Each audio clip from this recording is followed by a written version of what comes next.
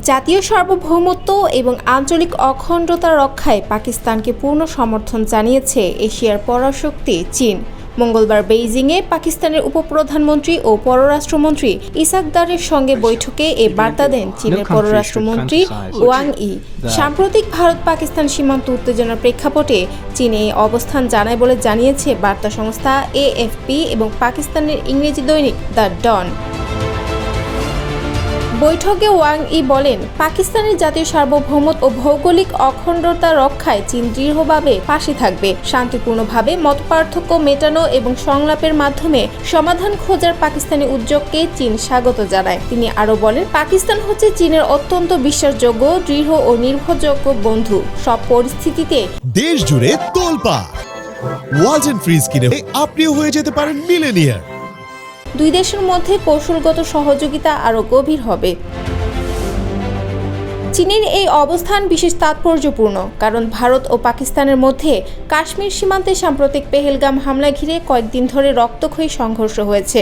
যুদ্ধবিরতি ঘোষণা করা হলেও সীমান্তে উত্তেজনা বিরাজ করছে।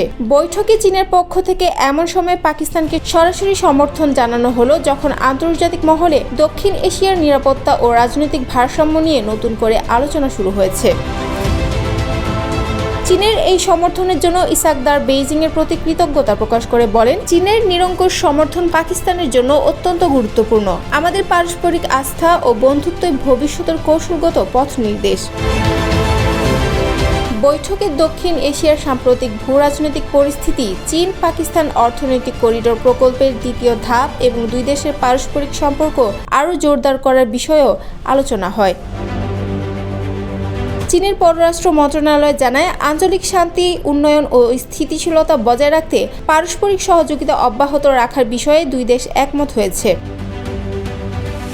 এর আগে ইসাক দার চীনা কমিউনিস্ট পার্টির আন্তর্জাতিক বিভাগের মন্ত্রী লিউ জিয়ানচাওয়ের সঙ্গেও সাক্ষাৎ করেন। সেখানে দুই দেশের রাজনৈতিক দলগুলোর সম্পর্ক জোরদারে ঐকমত্য হয়। লিউ বলেন, পাকিস্তান সবসময় চীনের অগ্রাধিকারে থাকবে। 3 দিনের সরকারি সফরে চীনে অবস্থান করছেন ইসাক দার, যা এমন এক সময় হচ্ছে যখন দক্ষিণ এশিয়া রক্তাক্ত উত্তেজনার মধ্য দিয়ে যাচ্ছে।